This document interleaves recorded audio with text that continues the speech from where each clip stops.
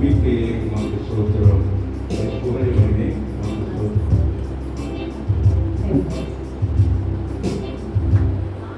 உற்சாகமாக சமாதானத்தின் வாசகத்தை மனதில் வைத்து ஒரு நிமிஷம் ஆண்டவரே குடும்பத்தோடு கூட பேச வேண்டும், அனுபவிக்க வேண்டும். மனுஷமா இருக்கீங்களா?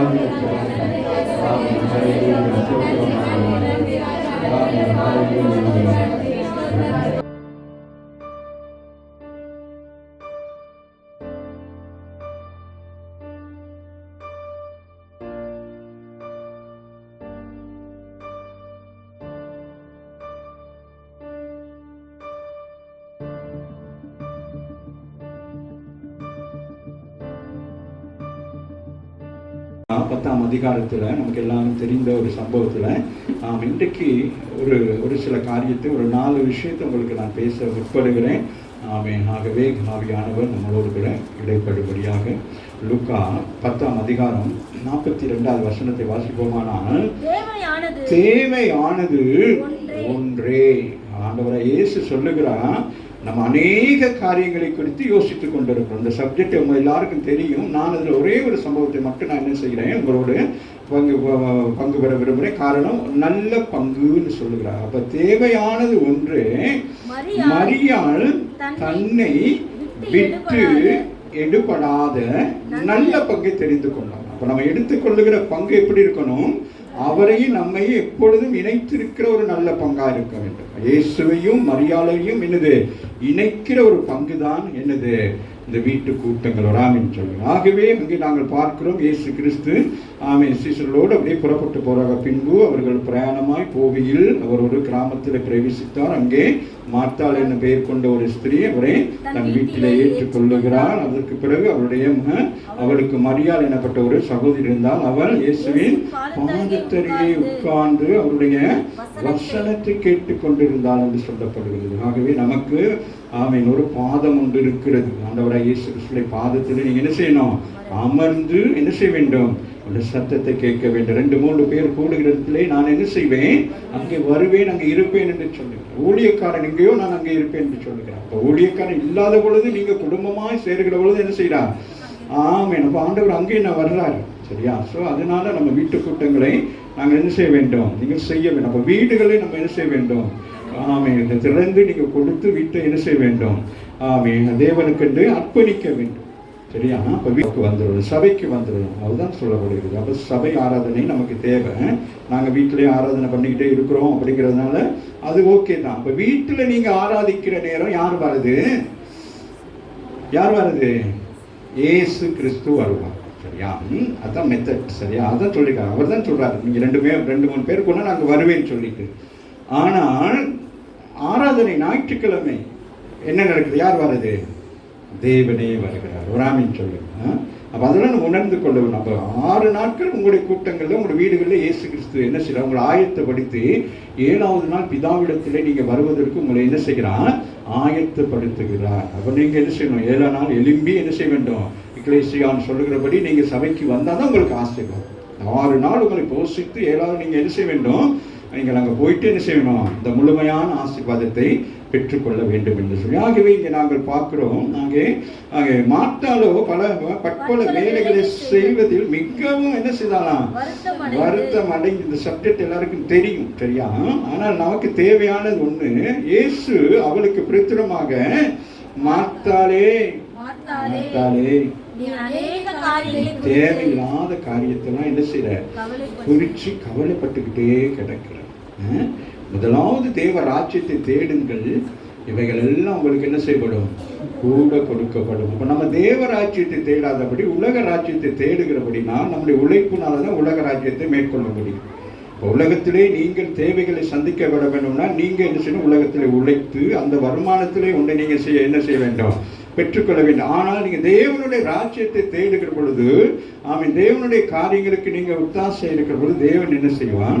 உங்களுக்கு அற்புத வண்ணமாக, அதிசய வண்ணமாக, உங்களுக்கு ஏற்றதை, உங்களுக்கு உணர்வு பூர்வமா உங்களுக்கு தெரியும். இது எனக்கு என்னது? இது எனக்கு போதும் அப்படின்னு வரும். ஆமாம் இல்லையா?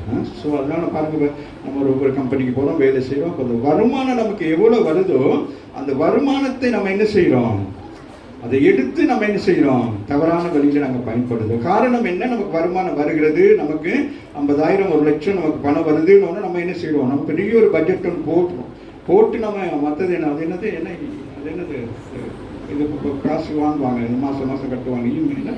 இஎம்ஐயும் வாங்கிக்கிறது. எனக்கு 1 லட்சம் வருது, நான் என்ன செய்யறேன்? 5 லட்சத்துக்கு ஒரு கார் ஒன்று வாங்க போறேன்னு சொல்லிட்டு 1 லட்சம் கட்டிட்டு அப்புறம் என்னது இதில் கட்டிக்கிட்டே வான்னு சொல்லி நீங்கள் உங்களை என்ன செய்யுது? இந்த பணம் என்ன செய்யுது? ஒரு அடிமைத்தனத்துக்குள்ளாய் கொண்டு போகிறது. ஸோ அதனால அப்போ சொல்ற இயேசு சொல்றாரு, அவளுக்கு பிரத்யேகமாக மாத்தாளேன்னு சொல்லியிருக்கலாம். என்ன சொல்றாரு? இப்படி சொல்லியிருப்பாரு, மாத்தாளே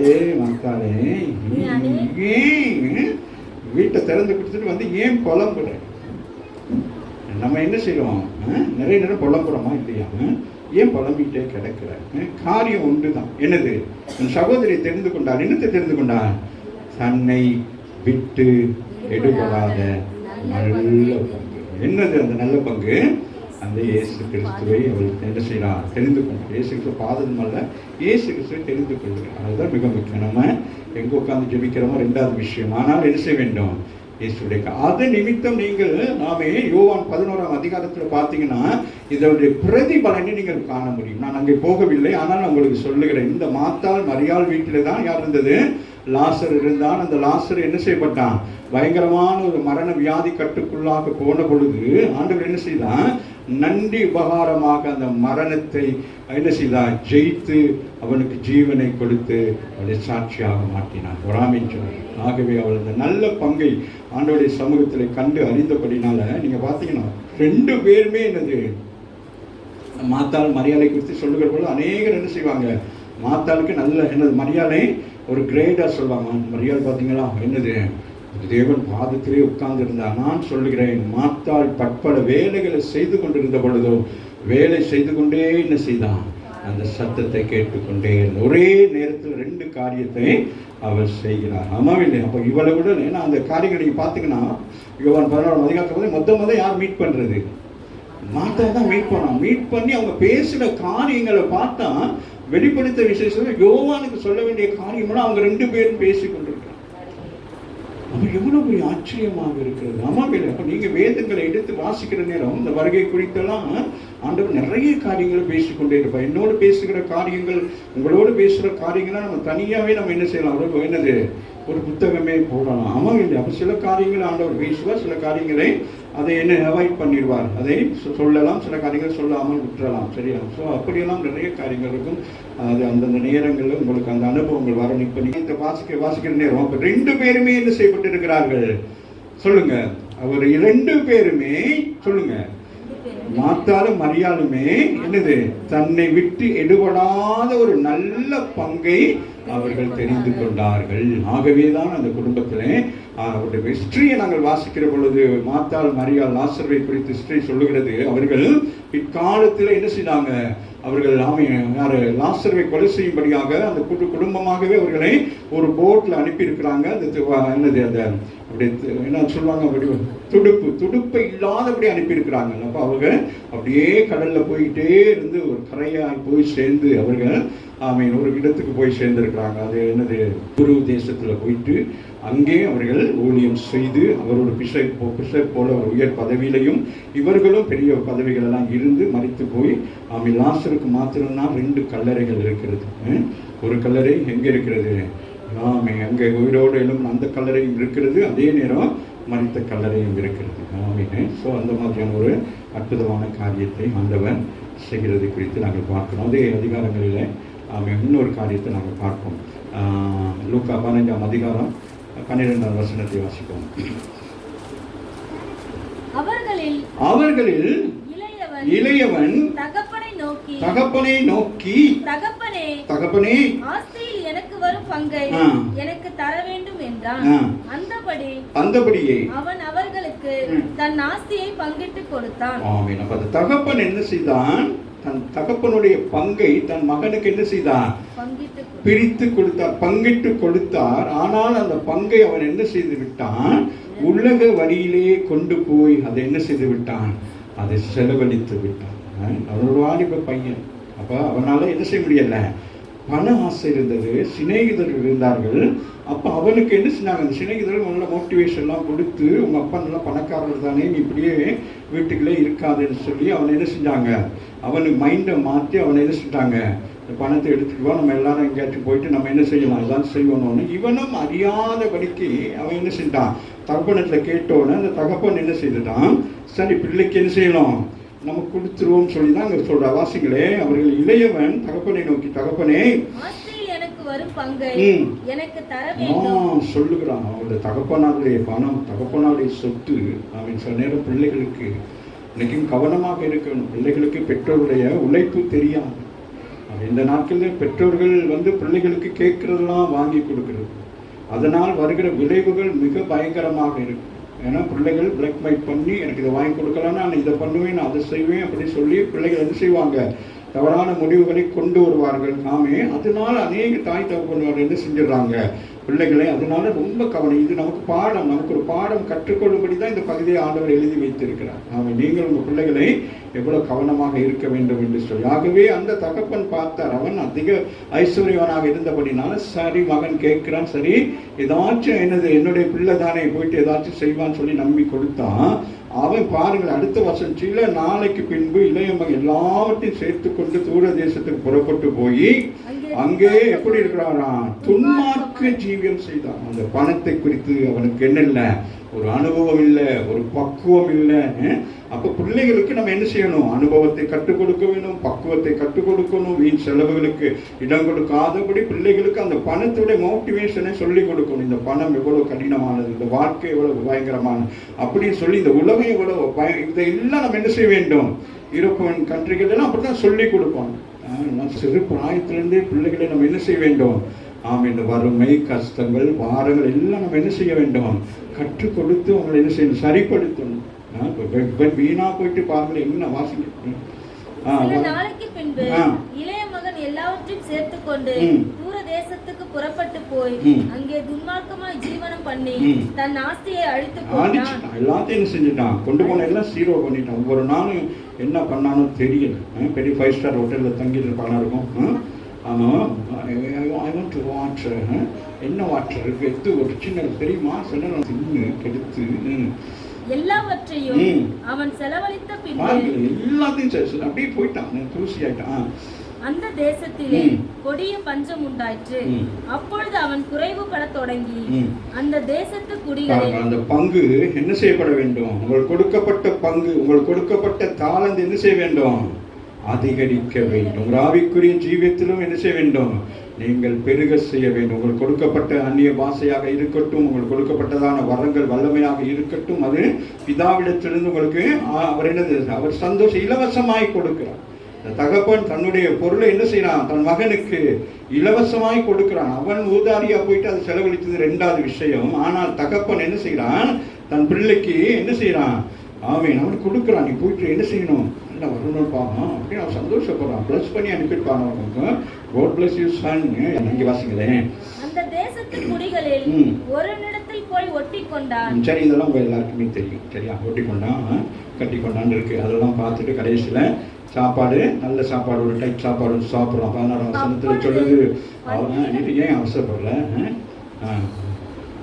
அந்த சாப்பாடெல்லாம் சாப்பிட்றான். அதெல்லாம் ரொம்ப ஐட்டமான சாப்பாடு சாப்பிட்டு என்ன சாப்பிட்டான்னா, நான் இப்போ தான் எனக்கு நினைவு வருது. என்ன சாப்பிட்டான்? 5 ஸ்டாரில் என்ன சாப்பிட்டான்? என்னம்மா? இந்த பண்டிகை சாப்பிட்டான். 5 ஸ்டாரில் என்ன சாப்பிட்டான்? அங்கே அப்படி தானே இருக்கும். நான் அப்படி தானே சிங்கப்பூரில் போயிருக்கேன்னு அப்படியே சாப்பிட்டேன். அப்போ எல்லாத்தையும் இப்படி வந்தோம். அப்போ I want this, I want அதுதான் சொல்லணும், வேற ஒன்று சொல்கிறது. அப்போ அவங்க காட்டுவாங்க. அப்போ நான் அப்போ என்னோட வந்தாங்க ஒரு சிஸ்டர் ஒன்று, கிறிஸ்டினானு. சார் நீங்கள் ஃபோக் சாப்பிடுவீங்களா? இல்லையே. அப்போ வாங்கிட்டு வந்துருக்கீங்க. அப்புறம் அதை அப்படியே ஒதுக்கி வச்சுட்டு புரியுதா? ஸோ அதனால் விசாரித்து அந்த மாதிரி சாப்பிடணும். அவன் நிறைய எக்ஸ்பீரியன்ஸுக்காக இப்போ சொன்ன நீங்கள் சிரிச்சுட்டே இருப்பீங்க. அதனால் நான் வசனத்துக்குள்ளே போயிடுவோம். சரி, அப்போ அவன் என்ன செய்யறான்? அதெல்லாம் செஞ்சுட்டாங்க. இப்போ 20வது வசனம் 13 சொல்லுது. 19 18 வாசிங்க. நான் எழுந்து என் தகப்பனிடத்திற்கு போய் தகப்பனே 17 சொல்லுது. அவனுக்கு புத்தி தெளிந்த பொழுது. அவன் நமக்கு என்ன வரணும்? ஆண்டவர் கொடுத்த புத்தி என்ன செய்யணும்? எப்பொழுதும் தெளிவாக இருக்கணும். எது சரி எது பிழைங்கிறதை நாங்கள் அறிந்து கொள்ள வேண்டியதாக. அப்போ பாருங்கள், அவன் என்ன செய்தான்? புத்தி இல்லாமல் என்ன செய்தான்? தகப்பனுடைய சொத்தை முழுவதையும் இழந்து போயிட்டு, இப்போ புத்தி தெளிந்த பிறகு அவனுக்கு ஒரு நம்பிக்கை இருக்கிறது. என் தகப்பனுடைய கூலிக்காரர்கள் எத்தனையோ பேருக்கு என்னது? பூர்த்தியான சாப்பாடு இருக்கிறது, நானும் பசியாய் சாகிறேன் என்று சொல்லி நான் எழுந்து என் தகப்பனிடத்தில் போய், தகப்பனே, பரத்துக்கும் விரோதமாக உமக்கு முன்பதாகவும். பக்தி உள்ள குடும்பம். குடும்பம் எப்படிப்பட்ட குடும்பம்? பக்தியிலே வளர்க்கப்பட்ட குடும்பங்கள். இன்னைக்கு ஆவிக்குரிய சபைக்கு வருகிற பிள்ளைகள் ரொம்ப கவனமாக இருக்கணும். பக்தியை ஊட்டி வளர்க்கக்கூடாது, அட்டிச்சு வளர்க்கணும். ஆமாம் இல்லையா? ஊட்டி வளர்க்கணும். ஆமாம், காலேஜுக்கு போகிற வரைக்கும் சோறை ஊட்டுறது பிள்ளைகளுக்கு வாங்கிட்டு சாப்பிட்டு போகணும். ஆமாம், வாசிங்க. நான் எழுந்து என் தகப்பனிடத்திற்கு போய் தகப்பனே, வரத்துக்கு விரோதமாக. எப்படி வந்திருப்பாங்க? எலும்பு தோல்மா வந்திருப்பாங்க. வரத்துக்கு விரோதமாகவும் உமக்கு முன்பாகவும் பாவம் செய்தேன் சொல்கிறாங்க. முதலாவது நான் என்ன செய்தேன்? என் தேவனுக்கு விரோதமாக, வேதத்துக்கு விரோதமாக, சத்தியத்துக்கு விரோதமாக, நான் கேட்ட சத்திய வார்த்தைகள் விரோதமாக நான் என்ன செய்தேன்? பாவத்தில் விழுந்து விட்டேன். ஆனாலும் இந்த ஆண்டவர் என்ன செய்வான், இந்த பாவத்திலிருந்து என்னை மன்னிப்பாருங்கிற ஒரு நம்பிக்கைக்காக இங்க எழுதி வச்சிருக்கிறார். தகப்பன்கிட்ட வாரான். சரியா? அடுத்து சொல்றேன், உமக்கு முன்பதாக நான் என்ன செஞ்சிட்டேன், எப்படி போற்றி எங்க அப்பாவை நான் பார்ப்பேன், நான் எப்படி முகம் கொடுப்பேன். அம்மாவே இல்லையா? இப்படிதான் யோசிக்கிறான். இனிமேல் உம்முடைய குமாரன் என்று சொல்வதற்கு நாட்கள் தியானித்தோமே. நீங்கள் ஞானஸ்தானம் பெறுகிற பொழுது ஆண்டவராகிய தேவன் என்ன சொல்லுகிறார், என் நேச குமாரத்தியே, என் நேச குமாரனே என்று சொல்லுகிற அந்த ஆண்டவருக்கு முன்பதாக நீங்க எப்படி இருக்கணும், அந்த நேசகுமாரனாய் நேசகுமாரத்தியாக இருக்க வேண்டும். ஆமாவே இல்லை. அப்ப இவனும் என்ன செய்யப்படுகிறான், வருகிறான், மனவேதனோடு வருகிறான். இனிமேல் உம்முடைய குமாரன் என்று சொல்லப்படுவதற்கு நான் பாத்திரன் அல்ல, நம்முடைய கூலிக்காரர் ஒருவனாக என்னை வைத்துக் கொள்ளும் என்று சொல்வேன். எழுந்து புறப்பட்டு தன் தகப்பனிடத்திலே வந்தான். அவன் தூரத்திலே வருகிற பொழுது அவனுடைய தகப்பன் அவனை கண்டு மனது உருகி ஓடுறான். தகப்பனுடைய அன்பதான் தகப்பனுடைய அன்பு, அதுதான் தாயுடைய அன்பு. பிள்ளைகள் இவைகளெல்லாம் அறிந்து கொள்ள வேண்டும். நாங்கள் என்ன தவறு செய்தாலும் தவறு உணர்கிற பொழுது பாவம் மன்னிக்கப்படுகிறது. ஆமாவில்லையா? தன் பாவங்களை மறைக்கிறவன் வாழ்வடைய மாட்டான். அதை என்ன செய்ய வேண்டும், அறிக்கை செய்து விட்டு விடுகிறவனோ இறக்கும் பெறுவான. பகவான் நினைச்சுக்கிட்டே வரான், பாவ அறிக்கை பண்ணிக்கொண்டே வரான். ஆமாம். அப்ப அவன் தேவன் என்ன செய்கிறார், இவன் பாவ அறிக்கை பண்ணி கொண்டு வருகிற பொழுது தேவன் அவனுடைய தகப்பனுடைய சுபாவங்களை என்ன செய்கிறார், ஆமே, பிதாவுடைய சுபாவத்தை போல மாற்றுகிறார். அவராமின்னு சொல்லுங்க. ஆகவே அங்கே எழுந்து புறப்பட்டு வருகிறான். தன் தகப்பனுக்கு வந்தான். அவன் தூரத்திலே வருகிற பொழுது அவனுடைய தகப்பன் ஓடி போய் மனதுருகி அவன் கழுத்தை கட்டி கொண்டு அவனை என்ன செய்யறான், முத்தம் செய்யறான். ராமின்னு சொல்லுங்க. இதெல்லாம் நம்ம கற்றுக்கொள்ள வேண்டும். குமாரன் தகப்பனை நோக்கி, தகப்பனே வரத்துக்கு விரோதமாக ஜெபம் பண்றான். அப்பா வந்து கட்டி பிடிச்சோன்னா என்ன செய்யறான், உடைஞ்சு போயிட்டு என்ன செய்யறான், அழுகுறான். அப்பா என்ன செஞ்சேன், என்னை எப்படி வளர்த்தீங்க, ஆவிக்குரிய சபைக்கு கொண்டு போய் என்ன நல்லா வளர்த்தீங்க, நான் என்ன செஞ்சிட்டேன், எதிர்ச்சியா நண்பர்களோடு சேர்ந்து தவறான வழியில போயிட்டேன் அப்பான்னு சொல்லிட்டு அவன் உழம்புறான்.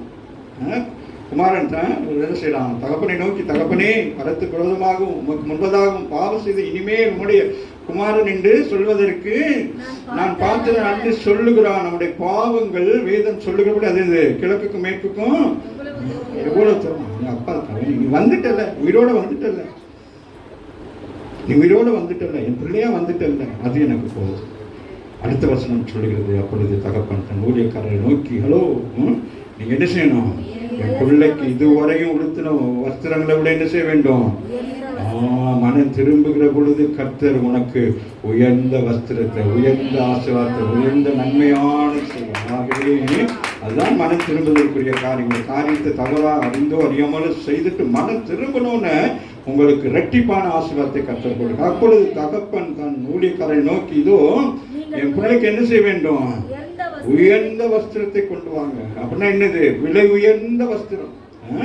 ஆமா. அப்ப என்ன செய்திருக்கிறான் அந்த தகப்பன், பவுல் சொல்லுகிற பொழுது, நான் நல்ல போராட்டத்தை போராடி ஓட்டத்தை முடித்தேன், எனக்கு கிரீடம் வைக்கப்பட்டிருக்கிறதுங்கிறது போல அவனுடைய தகப்பனுக்கு ஒரு நம்பிக்கை இருந்து, என்றோ ஒரு நாள் என்னுடைய இளைய மகன் என்ன செய்வான், என்னை தேடி வருவான் என்று சொல்லி ராமின் சொல்லி. நீங்க தேடி வருகிற பிள்ளைகளாக இருக்க வேண்டும். நீங்கள் ஆதாமை போல ஏவாளை போல மறைந்திருக்கிறதா இருக்கக்கூடாது. தன் பாவங்களை சொல்லி என்ன செய்ய வேண்டும், தங்களை திரித்து கொண்டு ஆண்டவரத்தை வருகிற பொழுது கர்த்தர் உங்களுக்கு உயர்ந்த வஸ்திரங்களை கொடுத்து இவனுக்கு உடுத்தி, இவன் கையுக்கு என்ன செய்யணும், மோதிரம், கால்களுக்கு.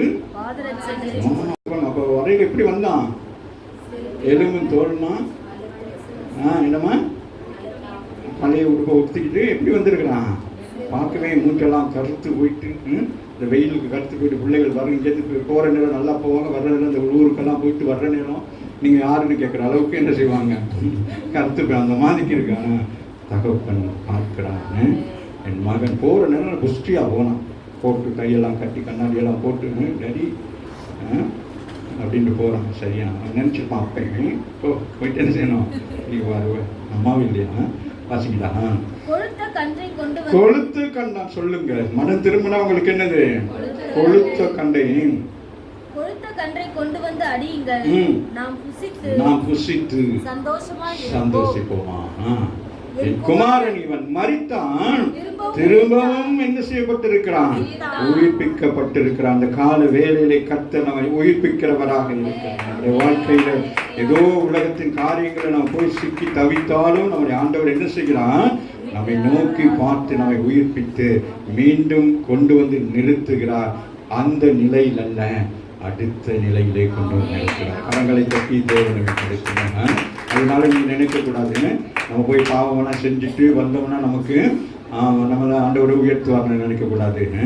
ஆமென். அவன் இது நமக்கு எழுதி வச்சிருக்கிறார். நீங்க அதை செய்யக்கூடாது. அந்த தகப்பனை போல நமக்கு ஒரு தகப்பன் இருக்க முடியாது. ஆகவே நம்ம எச்சரிக்கையா இருக்கணும். அப்போஸ்தலர் 5ஆம் அதிகாரம் 2வது வசனத்தை வாசிங்க. தன் மனைவி அறிய ஒரு பங்கை, அங்க எப்படி இளையகுமாரன் ஒரு பங்கை வஞ்சித்தானோ அதுபோல இங்கே கர்த்தருடைய பங்கை என்ன செஞ்சாங்க, வஞ்சித்துட்டாங்க. யாரு? சிஸ்டர் அனனியா அண்ட் பிரதர் அனனியாவும் சிஸ்டர் சஃபீரா, அவங்க 2 பேரும் என்ன செஞ்சிருக்கிறாங்க, அவன் எல்லாரும் லைட்டெல்லாம் விற்று கொண்டு வந்து சபையில் கொடுக்கவும் இவங்களுக்கு என்ன வந்துச்சு, ஆசை வந்தது கொடுப்பதற்கு. அவர்களுக்குள்ள நப்பாசை வந்து என்ன நடந்தது, 2 பேர் ஒன்று சேர்ந்து ஒரு காரியத்தை செய்கிறார்கள். அனனியா என்னும் பேருள்ள ஒருவன் அவனுடைய மனைவியாகிய சபீராலும் வித்துட்டாங்க. 2 பேரும் போய் வித்துட்டாங்க. வித்ததுக்கு பிறகு கையில் என்ன வந்துருச்சு, அந்த லேண்டு வித்துட்டா பாச உங்களுக்கு ஒரு என்ன செய்வோம், உங்களுக்கு கொண்டு வந்தோடனே என்ன செய்வோம், அப்படின்னா அந்த பணம் பாருங்களே, மனுஷன் என்ன செய்யும், அது கைக்கு வந்தோடனே அந்த பணம் துள்ளும். அது என்ன செய்யும், அது கையில் வந்து துள்ளும். அப்போ உயிர் அடைஞ்சிடும். நம்முடைய மூளை என்ன செய்யும், அப்படியே பிரெயின் அப்படியே என்ன செய்யும், மாற்றிடும்.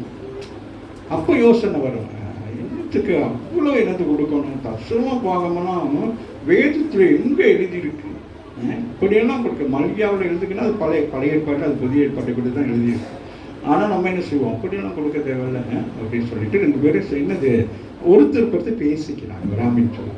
அது நாள் வரைக்கும் அவங்க சண்டை போட்டு இருந்திருக்கலாம். பணம் வந்தோடனே 2 பேரும் எப்படி இருக்கிறாங்க, சாட் பண்ணுறாங்களா, 2 பேரும் என்ன செய்கிறாங்க, என்ன செய்வோம் என்ன செய்வோம் அப்படின்னு அவர் கேட்டிருப்பாரு. அந்த அம்மா யாருக்கு தெரிய போகுது, வேணும் பேதுரு பாஸ்டருக்கு அவ்வளோ ஞானம் மீன் பிடிச்ச மனுஷருக்கு அவருக்கு என்ன தெரிய போகுது, அவர் கொண்டு போய் கொடுத்தா தானே தெரியும் அப்படின்னு சொல்லி அவங்க 2 பேரும் என்ன செஞ்சுருக்காங்க. அது அவர் பார்க்கணும், நம்ம அது லைஃப்பில் நமக்கு நடக்கிற விஷயம்தான். அதனால எச்சரிக்கைக்கு தான் இது ஆண்டவர் இன்னைக்கு காலையில் பேசிக்கிட்டு இருக்கிறார். எடுக்கிற வரைக்கும் ஒன்று, எடுத்த பிறகு ஒன்று, அப்படி இருக்கணும். எடுத்த முடிவு எப்படி இருக்கணும், ஒன்றாக இருக்க வேணும். ஆமே, அதில் நீங்கள் என்ன செய்யக்கூடாது, மாற்றம் இருக்கக்கூடாது. அப்போ நீங்கள் எவ்வளவு கொடுக்க நீங்கள் நினைக்கிறீர்களோ உங்களுக்கு ஆண்டவர் என்ன செய்வார், அது சரி பங்கா உங்களுக்கு கொடுக்க அவர் ஆயத்தமாக இருப்பார். ராமிச்சோம். இப்போ நீங்கள் ஒரு இடத்துக்கு கொடுக்கணும்னு சொல்லிட்டு நினைக்கிறீங்களே, அப்போ ஆண்டவர் என்ன செய்வார், டக்குன்னு என்ன செய்வார், கால்குலேட் பண்ணுவார். எப்படி கால்குலேட் பண்ணுவார், மல்டிப்ளை சொல்லுங்க. நம்ம ஆண்டவர் அப்படி குறைச்சி கொடுக்க மாட்டார். அவர் என்ன செய்வார், இவன் என் பணத்தை எடுத்து இவன் எனக்கு கொடுக்குறான், இப்போ நான் யாருன்னு காட்டணும். பாருங்களேன், அப்போ 2 பேரும் பேசிக்கிறாங்க. சரியா, பாருங்களேன், தன் மனைவி அறியாம அப்போ அவன் எடுத்து வச்சாங்க. இந்த மனுஷன் என்ன செஞ்சிருக்கான், நீங்க மட்டும் எடுத்து வைக்கிறீங்க, நான் மட்டும் என்ன சொல்லுவேன், நான் மட்டும் நகை வாங்கக்கூடாதோ, நீங்க உங்களுக்கு வாங்குறதுக்குன்னா நான் என்ன செய்யணும். பாருங்க, அந்த பணம் வந்தோன்னு என்ன செஞ்சாங்க, அப்படி மனம் மாறிடுச்சு. ஒரு பங்கை கொண்டு வந்து அப்போஸ்தலருடைய பாதத்திலே வைத்தான். கொண்டு வராங்க.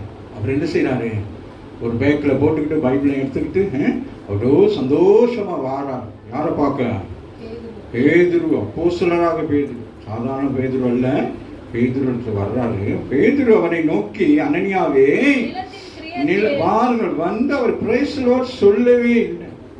அவருக்கு எப்படி இருக்கு, பேதுருவை துக்கப்படுத்தினா கூட பேதுரு ஒன்றும் சொல்ல மாட்டார், அவன் மனுஷன். இயேசுவை துக்கப்படுத்தினா கூட பரவாயில்ல, இன்னைக்கு உலகத்தில் இயேசுவை கூட துக்கப்படுத்துறோம். ஆனால் பரிசுத்த ஆவியானவருக்கு விரோதமாக நானோ நீங்களும் என்ன செய்யக்கூடாது, கவனமாக இருக்க வேண்டும். அதுதான் ஒரு கோவம் வந்துச்சு. அந்த பெற்றுக்கொண்ட அந்த ஆவியின் அபிஷேகம் தான் நம்ம முகங்களை முறிக்கிறதாக இருக்கு. ஆகவே பார்க்கிறான் பேதுருவை நோக்கி, அனனியாவே, நிலத்தின் கிரயத்தை ஒரு பங்கை வஞ்சித்து வைத்து பரிசுத்த ஆவியிடத்தை பொய் சொல்லும்படி சாத்தான் இருதயத்தை நிரப்புனது என்ன? விற்கிற வரைக்கும் சாத்தான் உட்கார்ந்துருந்தான், வாசலே உட்கார்ந்துருந்தான். விட்டுட்டு கையில பணம் வாங்கணும்னு என்ன நினைச்சு சாத்தான் அவனுக்குள் புகுந்து ராமின் சொல்லு உடனே டைவர்ட் பண்ணி விட்டான். டைவர்ட் பண்ணோன்னா அவன் என்ன செஞ்சான்? ஒரு ஆவிக்குரிய சபை, முதல் ரட்சிக்கப்பட்ட ஒரு சபைக்கு போறாங்க. ஆமே, ரட்சிக்கப்பட்ட அநேக ரட்சிக்கப்பட்டது இந்த குடும்பமும் ஒன்று, கவனித்துக் கொள்ளுங்கள். ஆனால் ஆமேன், அதனாலதான் ரொம்ப கவனமாக இருக்கு. இந்த பணம் என்பது மிகவும் பயங்கரமானது. கேட்டாரா பேதுரு? கேட்டாரா நிலத்தை கொண்டு வந்து கொடுங்க? இல்லை ஆண்டவர் தான் சொன்னார், அவங்க நிலத்தெல்லாம் கொண்டு வந்து போடுங்கன்னு சொன்னாரா?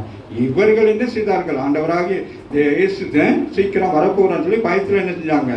கொண்டு வந்து போட்டு விட்டுட்டு பேசாம உட்கார்ந்துருந்தாங்க ஒரு பக்கம். இவங்க பார்த்தாங்க, அதுல இவங்க ட்ரிக்ஸா செய்யறாங்க. வாசிங்கம்மா. அதை விற்கிறதுக்கு முன்னால அது உங்ககிட்ட இல்லடா, அதை நீ விற்றதுக்கு பிறகும் இல்லையோ, அதுக்கு வாங்கினோன்னா என்ன ஆயிடுச்சு? கை வேணுமாயிடுச்சு. புரியுதா? ஆண்டவருடைய பங்கு என்ன ஆயிட்டு? பங்கை குறைத்து விட்டு தன் பங்கை கூடுதல் ஆக்கி கொண்டான். அதுதான் நாங்க சொல்லக்கூடாது. கொடுக்காமல் அவன் என்ன செஞ்சான்? தன் பங்கை அதிகரித்துக் கொண்டான். அப்ப அவனுக்கு தெரியல, ஆமீன், ஆண்டவருக்கு கொடுக்க வேண்டிய பங்கை நான் சரியா எடுத்து வைத்தேனா என் பங்கை கர்த்தர் எனக்கு அதிகமாய் கொடுப்பார். அதுதான் நாங்க காரியம். அப்ப இவன் என்ன நினைச்சிட்டான்? ஆண்டவருக்கு குறைச்சா கொடுத்துட்டா பரவாயில்ல, அவர் ஓகே, ஆனா என் பங்கை நான் என்ன செய்ய வேண்டும்? நான் அதிகரிக்க வேண்டும். அதுதான் மாமிசம். அதுதான் ஆவிக்கும் மாமிசத்துக்குள்ள வித்தியாசம். சரியா? நீங்கள் கொடுக்க வேண்டும். அப்படிதான் நான் வாசிக்கிறேன். இப்படிப்பட்ட எண்ணம் கொண்டது என்ன? நீ மனுஷனிடத்தில் அல்ல தேவனிடத்தில் பொய் சொன்னாய் என்றார். எனக்கு சொல்லல, நீங்க ரெண்டு பேரும் பேசுனது என்னது? கொண்டு போயிட்டு என்ன செய்வோம்? பாசிட்ட கொடுப்போம். ரெண்டு பேரும் போய் கொடுத்தோன்னு பாச என்ன செய்வாரு?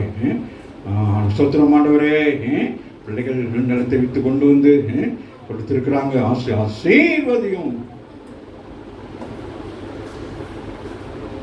வரல பேதருக்கு அப்படிங்கிற அது சா சா சா அப்படின்னு வருது.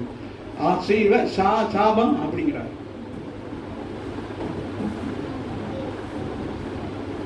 அனனியா அந்த வார்த்தைகளை கேட்ட உடனே என்ன செஞ்சாங்க? ஹார்ட் அட்டாக்ல சொல்லுங்க, விழுந்து ஹார்ட் அட்டாக்ல செத்து போயிட்டான். ஆமா, கவனம். அது முடிஞ்சது பிறகு அந்த அம்மா வந்து என்ன செஞ்சாங்க? அதே செஞ்சு ரெண்டு பேரும் செத்து போயிட்டாங்க. ஒரு ஆமின். நம்ம செத்து போறதுக்கு ஆவிக்குரிய சபைக்கு வரோம்.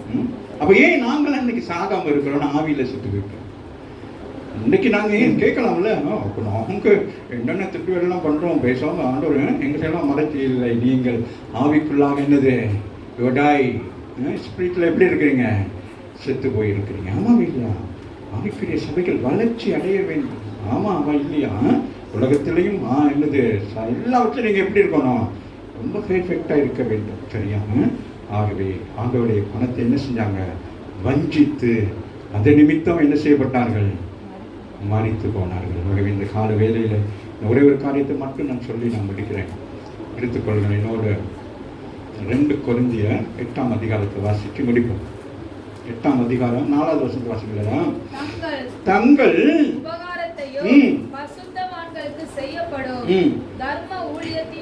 பங்கையும் பாருங்களே. அப்ப என்ன செய்யறாங்க? தங்கள் உபகாரத்தையும் பரிசுத்தவான்களுக்கு செய்யப்படும் தர்ம ஊழியத்தின் பங்கையும் நாங்கள் ஏற்றுக்கொள்ளும்படி அவர்கள் மிகவும் வேண்டிக் கொள்கிறார்கள். ஐயோ பாஸ்டர், நீங்க என்ன செய்ய வேண்டும்? ஆமே, கொடுந்த ஜனங்கள் என்ன செய்யறாங்க? வாசிங்களேன், முதல் வருஷம் வாசிங்களேன். அன்றியும் சகோதரரே, கொரிந்தியருக்கு எழுதுகிற பொழுது சொல்லுகிறார், அன்றியும் சகோதரர்களே, கொரிந்தியர் பட்டினத்தாரே, மக்கதேனியா நாட்டு சபைக்கு தேவன் அளித்த கிருபையை உங்களுக்கு அறிவிக்கிறோம். ஆமென். அப்ப சபைக்கு அறிவிக்கிறார். இன்றைக்கு காலவேளையில் நமக்கு அறிவிக்கிறார். மக்கதோனியா சபைக்கு ஆண்டவர் செய்த காரியத்தை இன்றைக்கு உங்களுக்கு எனக்கு ஆண்டு. அவர்கள் மிகுந்த உபத்திரத்தினாலே சோதிக்கப்படுகையில் கொடிய தரித்திரம் இருந்தும் தங்கள் பரிபூர்ண சந்தோஷத்தினாலே மிகுந்த உதாரணத்துவமாக கொடுக்கிறார்கள். கரங்களை தட்டி தேவன் மக்கதோனியா ஜனங்கள் கஷ்டப்படுகிறார்கள், வறுமைக்குள்ள இருக்கிறாங்க. அந்த வறுமையிலும் என்ன செய்யறாங்க? சபையை தாங்குகிறார்கள், சபைகளை தாங்குகிறார்கள். ராமன் சொல்லுங்க, சபையை மாத்திரமல்ல சபைகளை தாங்க கொடுக்கிறாங்க. இதுதான் ரகசியம், இதுதான் ஆவிக்குரிய சபையுடைய ரகசியம். வாசிங்களா? மேலும் அவர்கள் தங்கள் திராணிக்கு தக்கதாகவும், தங்களால் உழைக்கிற உழைப்புக்கு தக்கதாகவும் திராணிக்கு மிஞ்சியும் கொடுக்கிறாங்க. யோசிச்சு பாருங்களேன். முதல் என்ன செய்யறாங்க? இந்தாங்க அப்படி சொல்லி என்ன செய்யறாங்க? ஒரு 100 ரூபாய் கொடுக்குறாங்க, இதை மிஷனரி ஊழியத்துக்கு கொடுங்க அப்படின்ட்டு. அதுக்கு பிறகு உள்ளுக்கு போயிட்டு என்ன செய்யறாங்க? கணவனும் மனைவியும் 100 ரூபா போதாது, என்ன செய்வோம்? நம்ம ஆண்டத்தை நமக்கு கொடுப்பாரு, விசுவாசத்தோட செய்வோம். இன்னும் ஒரு 100 ரூபாய் என்ன செய்யுங்க? உங்களுக்கு என்ன என்னது என்ன மண்டை லூஸ் ஆகினா பிராந்தா 100 ரூபா கொடுத்து அனுப்பி விடுங்க, அந்த பேக்கை வச்சுக்க நிற்கிறாங்க, இறக்கி விடுங்க. அப்படியா? அவர்களுக்கு என்னது? அந்த மனோ வாஞ்சி. சொல்லுங்க, நமக்கு என்ன இருக்க வேண்டும்? நமக்கு மாத்திரமல்ல, நம்முடைய சபையை மாத்திரமல்ல, நம்ம சபை மூலம் நீங்கள் கொடுக்கிற காணிக்கைகள் எத்தனை ஊழியக்காரர்களுக்கு எவ்வளவு உதவிகள் நாங்கள் இந்த இடத்துல செய்து கொண்டிருக்கிறோம். ஆமாம் இல்லையா? நீங்க கொடுக்குறீங்க, நாங்க வாங்குறோம், அது என்ன செய்யறோம்? கொடுக்கிறோம். ராமின் சொல்லுங்க. நாமே அப்ப அந்த மாதிரி நீங்கள் என்ன செய்ய வேண்டும்? வாசிங்களே, அழகா இருக்கலாம். மேலும் அவர்கள் சொல்லுங்க, திராணிக்கு தக்கதாகவும் மிஞ்சியும் யாரும் சொல்ல கொடுங்க சிஸ்டர், உங்களுக்கு ஆசீர்வாதமா இருக்கும். கொடுங்க பிரதர், உங்களுக்கு அப்படி அல்ல, கொடுக்கிறது உங்களுடைய காரியம். ஆமாவே இல்லை. அதுல நீங்க என்ன செய்யக்கூடாது? யாரையும் கேட்டெல்லாம் கொடுக்கக்கூடாது. அப்படியா? நீங்க கொடுங்க சிஸ்டர், ஆண்டவர் உங்களை அபரிதமா ஆசீர்வதிப்பாரு. வானத்தின் பலகனையும் திறந்து இன்னும் கொள்ளாதபடி நேரம். இதுக்கெல்லாம் நீங்க அசையக்கூடாது. விடாம சொல்லுங்க. இஃப் யூ லைக், உங்களுக்கு விருப்பமா கொடுக்கணும், அவ்வளவுதான். அந்த வசனம். அப்புறம் அந்த வசனத்தை வச்சுக்கிட்டு அழுகிறது. சொன்னீங்க ஆண்டவரே, வானம் திறந்து தான் இருக்கானா, மழை தான் வருது, அப்படியெல்லாம் இருக்கக்கூடாது. உங்களுக்கு என்ன இருக்கணும்? அவர் மேல் ஒரு நம்பிக்கை இருக்கணும். ஆமாம் இல்லையா? அந்த சங்கீதத்தில் சொல்லப்படுகிற போல என்னது? எனக்கு ஒத்தாசை வரும் பர்வதங்களுக்கு மேலாக வரும். மீன் காத்து இருக்கிறது, திமிங்கலங்கள் காத்து கிடக்கிறது, பறவைகள் காத்து கிடக்கிறது. எனக்கு ஆண்டவர் எனக்கு சுவையானதும் எனக்கு நல்ல புரோட்டீன் உள்ள சாப்பாடை கொடுப்ப, அது வரைக்கும் நான் காத்திருப்பேன் அப்படி சொல்லி உபவாசம் இருக்குது. தாங்களே மனதுள்ளவர்களாய் இருந்தார்கள் என்பதற்கு நான் சாட்சியாய் சொல்றார். பாச சொல்றார். நான் சாட்சி. என் ஜனங்களுக்கு என்னது? நான் சாட்சி. என் சபை விசுவாச பிள்ளைகளுக்கு யாரு? நான் தான் சாட்சியா இருக்கேன். அநேக நேரம் ஊழியக்காரங்க புலம்புவாங்க. எப்படி வாச இந்த கொரோனா காலத்துல, உங்களுக்கு தெரியுமே, எனக்கு தெரியல, கொரோனா காலத்துல அநேக ஊழியர்களுக்கு நாங்கள் என்ன செய்தோம்? உதவிகளை செய்தோம். ஆமாம் இல்லையா? அப்ப கேட்கிறாங்க, என்ன வாச? நான் சொன்னேன், ஆண்டவர் கொடுக்குறேன், நான் கொடுக்குறேன். ஆமாம் இல்லையா? என் பிள்ளைகள் கொடுக்குறாங்க. ஆமாம் இல்லையா? கடந்த காலங்களில் இலங்கையில் ஒரு கன்வென்ஷன் நடத்தின எத்தனை பேர் நீங்க கொடுத்தீங்களா இல்லையா? அப்ப நான் அங்க போய் அறிவிக்கிறேன், என் ஜனங்கள் கொடுத்த பணம், அவருடைய ரத்தம் சிந்தி கொடுத்த பணம். எங்க ஐயா அடிக்கடி சொல்லுவார், டேய் அவர்கள் கொடுக்குற பணம் ரத்தம்டா, அந்த பணத்தை ஒரு பைசா இருந்தாலும் அந்த பைசாவை என்ன செய்யணும்? கணக்காக செலவழிக்க வேண்டும், ஏன்னா அது அவருடைய ரத்தம் அப்படின்னு சொல்லிட்டு. ஆமாவே இல்லையா? அதனால நீங்க ரத்தம் சிந்தி கொண்டு வர காணிக்கை நான் வாங்கினேன், என்வலப்பில் கொடு, பேக்கில் கொடு, நான் சொல்லி வாங்கி வைக்கக்கூடாது. நான் அதுக்கு உத்தரவாதம், நான் அதுக்கு என்ன செய்ய வேண்டும்? உத்தரவாதம். ஆமாவே இல்லையா? அதனால நீங்க கொடுக்குறவங்க ஒழுங்கா கொடுத்தா ஆண்டவர் உங்களை ஆசீர்வதிக்கிறவராக இருக்கிறார். ஆமாவே இல்லையா? அப்போ உத்தரவாதம் நான் பண்ணினாலும் நீங்க என்ன செய்ய வேண்டும்? அனனியா சபீராவை போல இருக்கக்கூடாது, மக்கதோனியா ஜனங்களை போல இருக்க வேண்டும். வாசிக்க நான் முடிக்கிறேன். உங்கள் உபகாரத்தையும்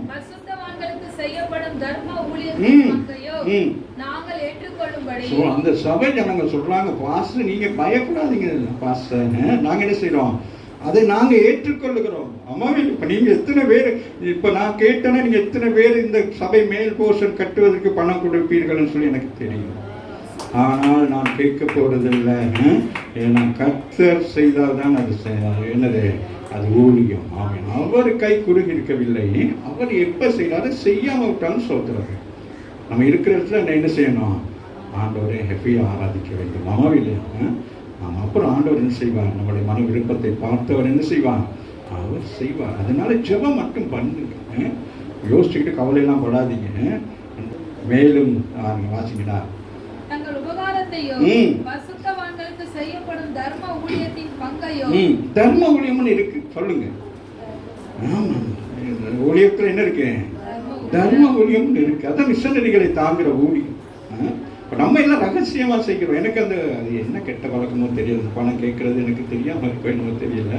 இல்லைன்னா நானும் போட்டுடலாம். எல்லாம் வெள்ள பிள்ளைலாம் போட்டுறாங்க, தர்ம ஊழியம், பர்த்டே ஊழியம், தசமபா ஊழியம், என்னென்னமோ போட்டு இதெல்லாம் கொடுத்து ஜனங்களை என்ன செய்றாங்க, இல்லை மனமுகந்து கொடுக்கணும் பிள்ளைகளை.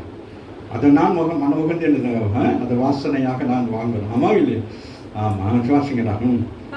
நாங்கள் ஏற்றுக்கொள்ளும்படி நாங்கள் தான் ஏற்றுக்கொள்ளும். நாங்கள் தான் என்ன சொல்லுவோம், மிஷனரி ஊழியத்தை நீங்கள் என்ன செய்யக்கூடாது. அப்போ எவ்வளோ சந்தோஷமா இருக்கும், பவுலுக்கெல்லாம் எவ்வளோ சந்தோஷமா இருந்திருக்காங்க. நாட்கள் ஊழிய செல்வதற்கு எப்படி இருந்திருக்கும். இன்னைக்கு ஊழியக்காரர்கள் கொடுக்கறத விட வாங்குறதான் பெருசு நினைக்கிறாங்க. அன்னைக்கு என்ன செய்யறாங்க, சபை விசுவாச பிள்ளைகள் அதை பழகிட்டாங்க. அவங்களுக்கு என்னது, அவன் எதிர்பார்க்கவில்லை. அவங்க என்ன செய்யறாங்க, வறுமைக்குள்ள இருக்கிறாங்க, பிரச்சனைகள் இருக்கிறீங்க நீங்க, ஆனா உங்களுக்கு ஒரு நம்பிக்கை இருக்கு. அவன் சில பேர் கொண்டு வந்து கொடுக்கணும், நான் உள்ளத்தினாலே நான் உடைந்து போவேன். இவர்கள்லாம் எப்படி இந்த பணத்தை கொண்டு வந்து இங்கே கொடுத்துட்டு சந்தோஷமா போறாங்க. எனக்கு தெரியுது இல்லை, நான் இத்தனை வருஷம் இந்த இடத்துல இருக்கிறனால உங்க ஒவ்வொருவரை பார்க்கணும்னு நான் மனம் உடைந்திருப்பேன்னு சொன்னதான் ஜபிக்கிற நேரம் எனக்கு யோசனையா என்ன அந்த வரைக்கும். அதனால தான் உங்களை ஆசிரியங்க ஆசிரியத்துக்குரிய வலியை நான் உங்களுக்கு சொல்லி கொடுத்துட்டே இருக்கிறேன். உங்களுக்கு அது வலிக்குமா தான் எனக்கு தெரியாது. இன்ஜெக்ஷன் போட்டால் வலிக்குன்னா வானா சுகமாகிடும். அம்மா இல்லையா? அதனால நீங்கள் என்ன செய்யணும், இப்போ இன்ஜெக்ஷன்லாம் ரொம்ப ஈஸி. முன்னே பெரிய ஆணி மாதிரி வச்சு கொடுத்துவாங்க. இப்போ நூல் மாதிரி இருக்கு. என்னன்னா அது வச்சோன்னே தெரிய மாட்டேங்குது. அவசியம் என்ன முடிக்கிறேன். அவர்கள் எங்களை மிகவும் வேண்டிக் கொண்டார்கள். அவங்க என்ன செய்யறாங்க, நாங்க கொடுப்போம் பாஸ்டர். நாங்கள் யாரும் இருக்கிறோம், மக்கதோனியா ஜனங்களை போல தான் இருக்கிறோம், மிகுந்த உபத்திரவத்தில் தான் இருக்கிறோம், சோதனையில தான் இருக்கிறோம், கொடிய தருத்தத்தில் தான் இருக்கிறோம். கொடுக்கிறதுல மட்டும் நாங்க யாரு, ராஜாவுடைய பிள்ளைகள், ஐஸ்வர்யத்தின் பிள்ளைகள். ஆமாவே இல்லையா? உங்களை அபரிதமாய் ஆசீர்வதிக்க போகிறார். கர்த்தர் நிச்சயமாக பெரிதான ஒரு ஆசீர்வாதங்களை கொண்டு வருவார்.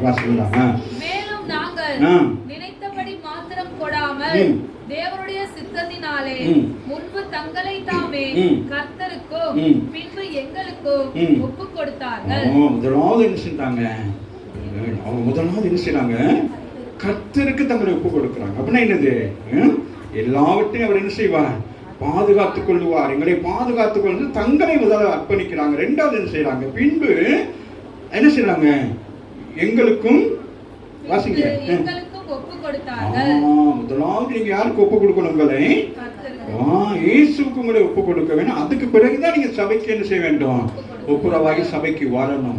முதல் இயேசுக்கு ஒப்பு கொடுத்து அப்புறம் தான் நீங்க என்ன செய்யணும், ஊழியத்துக்கு சபைக்கு வந்து சபையில நீங்க என்ன செய்ய வேணும், உடன்படிக்கை பண்ண வேண்டும். ஞானஸ்தானம் பெறுகிற பொழுது உடன்படிக்கை பண்ண, நான் இந்த சபையிலே நான் என்ன செய்வேன், கடைசி வரைக்கும் நிலைத்திருப்பேன், என்னை ஆண்டவன் ஆசீர்வதித்து உயர்த்துற வரைக்கும் நான் என்ன செய்வேன், நான் எங்கேயும் போக மாட்டேன். நம்ம அப்படி ஒரு பொருத்தனை உடன்படிக்கை வைக்கணும். அது நிமித்தம் உபத்திரம் வரும். நீங்க அந்த உடன்படிக்கை பண்ணணும்னு கூட உபத்திரம் வரும். ஆனா அந்த உபத்திரவத்தின் முடிவு என்னவாக இருக்கும், சம்பூரணமாக இருக்கும். அதுதான் சில நேரங்களில் சில பேர் என்ன செய்ய மாட்டாங்க, அவங்க உடன்படிக்கை பண்ணவோ அல்லது காணிக்கை கொடுக்க தசம்பா கொடுக்குறதெல்லாம் சில நேரங்களில் யோசிக்க காரணம் என்னன்னு கேட்டால், பிசாசு வந்து உங்களை என்ன செய்வான், வேற மாதிரி கொண்டு போயிடுவான். அதனாலதான் ரொம்ப கவனவாசிகளை முடிக்கிறேன். இந்த தர்ம காரியத்தை உங்களிடத்தில் தொடங்கினபடியே அதை முடிக்கவும் வேண்டும் என்று அவனை கேட்டுக்கொண்டு சொல்கிறாரா. தீர்த்து என்ன செஞ்சாரா, இந்த காரியத்தை சபையில சொல்லி நீங்க அப்படி எல்லாம் செய்ய உங்களை ஆண்டவர் ஆசீர்வதிப்பார்னு சொல்றாரா. அல்லாமலும் விசுவாசத்திலும் போதிப்பிலும் அறிவிலும் எல்லாவித ஜாக்கிரதையிலும் எங்கள் மேலுள்ள உங்கள் அன்பிலும் மற்ற எல்லா காரியங்களிலும் நீங்கள் பெருகி இருக்கிறது போல இந்த தர்ம காரியத்திலும் பெருக வேண்டும் சொல்லுகிறார். அன்றியும் அல்லாமலும் விசுவாசத்தினாலும் போதிப்பிலும் அறிவிலும் எல்லாவித ஜாக்கிரதையிலும் எங்கள் மேலுள்ள உங்கள் அன்பிலும் மற்ற எல்லா காரியங்களிலும் நீங்கள் எல்லாவற்றையும் என்ன செஞ்சாங்க, ஒன்னே ஒண்ணுல மட்டும்தான் என்னென்ன குறைவா இருக்கிறாங்க, அதுலயும் பெருக வேண்டுமா. பெருகி இருக்கிற போல இந்த சீக்ரெட் எல்லாவற்றிலும் நீங்க பெர்ஃபெக்ட்டா இருக்கீங்க. ஜெபத்துல பெர்ஃபெக்ட்டா இருக்கிறீங்க, வேதம் வாசிக்கல பெர்ஃபெக்ட்டா இருக்கு, எல்லாம் இருக்கு. ஆனா நீங்கள் ஆசீர்வதிக்கப்படுவதற்கான ஒரு ரகசியத்தை நீங்கள் அறிந்து கொள்ளாமல் இருக்கிறீர்கள். இன்றைக்கு அந்த ரகசியத்தை சொல்லுகிறார், நீங்கள் தானம் தர்மம் செய்ய வேண்டும் என்று சொல்லுகிறான் என்று சொல்லு. அது என்ன செய்யுது, அதுதான் யாரு குணக்குறநாளியை குறித்து பார்க்கிற பொழுது அவன் என்ன செய்கிறான், தேவ பக்தி உள்ளவனும் தன் குடும்பத்தை வளர்க்கிறவனும் அது மாத்திரமல்ல என்ன செய்கிறான், தானம் தர்மம் செய்கிறவனாக இருக்கிறான். இது கட்டளையாக அல்ல, மற்றவர்களுடைய ஜாக்கிரதையை கொண்டு உங்கள் அன்பின் நிமித்தே சொல்லுகிறேன். சொல்றாரு, உங்களை நான் சோதிக்க வேற ஒண்ணும் இல்லை, இதை நான் கட்டளையாக இல்லை, எதையுமே என்னது உங்களுக்கு அவசியங்களே அதை அப்படியே வச்சுக்கோங்க. நம்முடைய கர்த்தராகிய இயேசு கிறிஸ்துவின் கிருபையை அறிந்திருக்கிறீர்களே, அவர் ஐஸ்வர்யம் உள்ளவராய் இருந்தோம் நீங்கள் அவருடைய தரித்திரத்தினாலே ஐஸ்வர்யவான்கள் ஆகும்படிக்கு உங்கள் நிமித்தம் தரித்திரரானாரே. இதை குறித்து என் யோசனையை உங்களுக்கு அறிவிக்கிறேன்.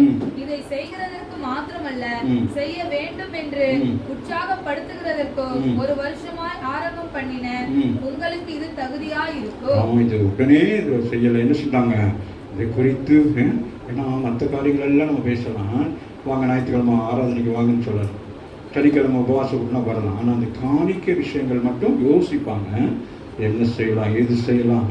இதனால ஜனங்கள் வஞ்சிக்கப்பட்டு போகக்கூடாது. அவர்கள் 2 பேரும் வஞ்சிக்கப்பட்டு போயிட்டார்கள். சபையாலும் அனன்யாவும் என்ன செய்தார்கள்? இந்த பண விஷயத்தில் வஞ்சிக்கப்படனா சபையில் உள்ளவங்க ரொம்ப கவனமாக இருக்க வேண்டும். இதனால அந்த சிஸ்டர் என்ன செய்கிறாங்க, இதை கொடுக்குறாங்க, உங்களுக்குள்ள கொடுக்குறாங்க, அதனால நீங்கள் என்ன செய்யக்கூடாது, கடன் வாங்கி கொண்டு வந்து கொடுத்து மேன்மை பாராட்டி கொள்ளக்கூடாது. அதில் ரொம்ப கவனமாக இருக்கணும். நம்மளும் கொடுக்கணும் அப்படின்னு இல்லை, இல்லையா? சந்தோஷமாக ஜெபம் பண்ணுங்க, அது ஒரு ஊழியம் தான். நேற்று சொன்னது விசுவாசம் ஒரு ஊழியம், ஜெபம் ஒரு ஊழியம், பொருளாதாரத்தை தாங்கிறது ஒரு ஊழியம். ஆகவே அதே கவனமா இருக்கணும். அதை இப்பொழுது செய்து நிறைவேற்றுங்கள். கொடுக்க வேண்டும் என்கிற விருப்பம் உண்டா இருந்தது போல உங்களுக்கு உள்ளவைகளில் எடுத்து அதை நிறைவேற்றுதலும் உண்டாவதாக. அப்ப சொல்றது சில பேருக்கு என்ன இருக்கும், அந்த நேரம் இமோஷனலா சொல்லிடுவோம், கொடுத்துக்குவோம் அப்படின்னு சொல்ல. ஒரு வீட்டுக்கு போனோன்னு என்ன இருக்கும், இங்கே காணிக்க வீட்டில் நான் என்னத்தை போட்டு போய் நகையை போட்டு வீட்டில் போயிட்டு அங்கே ஒரே பகையாகிடும். மட்டி யாரை கேட்டுக்கு போட்டேன், நகை விற்கிற விலைக்கு ஏன் போட்டிருக்கிறேன், இங்கே பாரு அந்த பாஸ்டர் கையில் மோதிரம் போட்டிருக்காருங்க,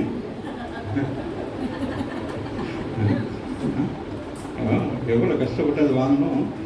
அப்படி புரியுதான்? அது சொல்கிறேன். ஒருவனுக்கு மன விருப்பம் இல்லாதிருந்தால் சொல்கிறார், சபையில் அதுன்னு சொல்கிறாங்க, யாரையும் என்னது போட்டு மல்லு கட்டக்கூடாதுன்னு சொல்கிறாரு. ஒருவனுக்கு மன விருப்பமா இருந்தால் அவனுக்கு இல்லாததின் படி அல்ல, அவனுக்கு உள்ளதின் படியே அங்கீகரிக்கப்படும். மற்றவர்களுக்கு சகாயம் உங்களுக்கு வருத்தமும் உண்டாகும்படி அல்ல, சமநிலையா இருக்கும்படியாகவே சொல்லுகிறேன். இதெல்லாம் என்னது உங்களுக்கு மற்றவங்க என்னது இதனால என்னது காணிக்கை கொடுத்து விட்டு அப்புறம் யோசிச்சுக்கிட்டு இருக்கக்கூடாது. கொடுத்து விட்டனே அப்படி சொல்லிட்டு வச்சிருந்தேன். இன்னைக்கு பாஸ்டர் வந்து என்னது சொன்னாரா, கொடுத்து விட்டேன், என்ன கிடைக்க போகுது அப்படின்னு சொல்றாரு. வாசிங்க, நம்பிச்சிட்டேன். அது வாசிங்க 9ஆம் அதிகாரத்தில் 5லேருந்து அப்படியே கடற்கடன்னு வாசி வச்சுங்க. 5-12 வாக்குத்தத்தம் பண்ணப்பட்டிருக்கிற உங்கள் தான தர்மமானது லோபத்தனமாய் கொடுக்கப்படாததா இராமல். சொல்ற லோபத்தனமான என்னதுமா, கஞ்சத்தனம். படிக்கிறேன். அதான் யாரு நீங்கள் ஒரு பாஸ்டர்னு சொன்னார், நீங்கள் சபைக்கு காணிக்க போடணும், எப்படி கொண்டு வந்து காணிக்க போடணும், எப்படி போடணும், என்னம்மா சொல்ல, மறைச்சி போடக்கூடாது, தெரிஞ்சு எடுத்து இப்படி போடணும். ஆண்டவரே இந்த பாருங்க, உங்களுக்கு 10 ரூபா போடுறேன் ஆண்டவரே, அப்போ 10 ரூபா போட நினைக்காதீங்க, இது 10 ரூபாய்க்கு ஒன்று வாங்கிடாது. அதனால பிள்ளைகள் யார் அன்னைக்கு யார் கணக்கு ஆண்டர் சொல்கிறாரு, மல்லி மகன் வந்து சண்டை போடுறான். என்னடா இந்த நேரம் பார்த்தா சண்டை போடுறான்னா, அன்னைக்கு போட்ட சண்டை ஒரு நல்ல சண்டை. அவங்க பாட்டியும் அம்மாவும் கேட்டு பார்க்குறான், போன வாரம் அந்த தசைப்பாக்கு கொடுத்தோம்ல, அப்போ இந்த முறை கொடுக்காம வந்து ஐயா கிட்ட நிற்கிறீங்க. அப்போ அவன் உங்களை பாருங்க, அவன் உங்கள் வீட்டில் பிறந்திருக்க அந்த குழந்தை வாரம் தசைப்பாக்கு கொடுங்கன்னு சொல்கிறான். வாரம் கொடுக்குறவங்களா இருந்தால் எவ்வளோ பெரிய ஆஸ்வதிக்கப்படுறாங்க. ஒரு மாதத்துல கொண்டு வந்து முடிச்சுட்டு நிற்கிற நேரம் வச்சுருவோம்.